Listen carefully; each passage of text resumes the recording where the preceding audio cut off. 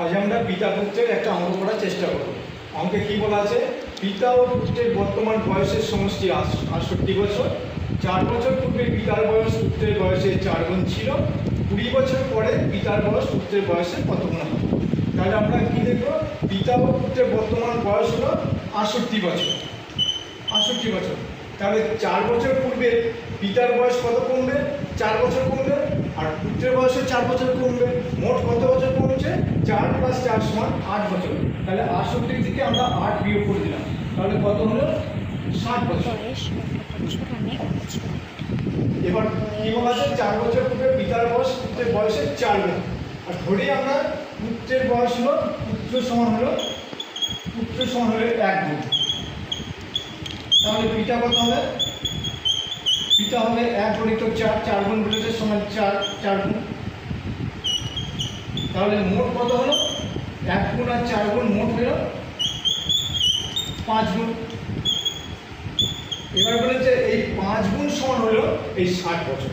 ৫ গুণ সমান ৬০ বছর। তাহলে ১ গুণ সমান কত?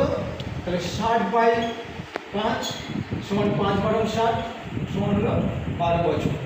আবার ১ গুণ সমান কি বলেছি আমরা? ১ গুণ সমান পুত্র। তাহলে পুত্রের বয়স কত হলো? পুত্র সমান হলো এই ১২ বছর। ১২ বছর হলো পুত্র। তাহলে পিতা কত হবে? পিতা হবে ৪ গুণ। তাহলে ১২ × ৪ সমান হলো ৪ × ১২ = ৪৮ বছর। এই ৪৮ বছর আর ১২ বছরটা কতদিন? ৪ বছর পূর্বে ছিল। তাহলে ৪ বছর পূর্বে যদি পুত্র ১২ বছর হয়, তাহলে বর্তমানে কত বছর হবে? তাহলে বর্তমানে হবে ১২ + ৪ সমান হলো ১৬ বছর। আর পিতা কত হবে?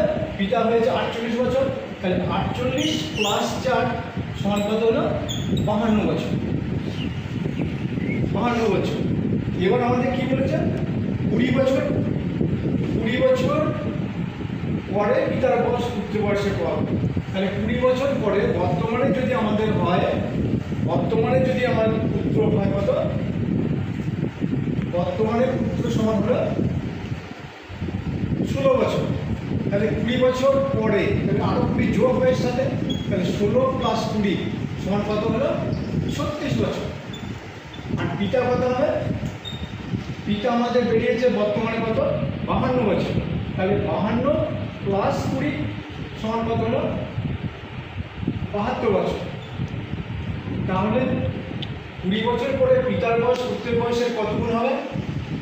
পুত্র যদি ৩৬ হয় আর পিতা যদি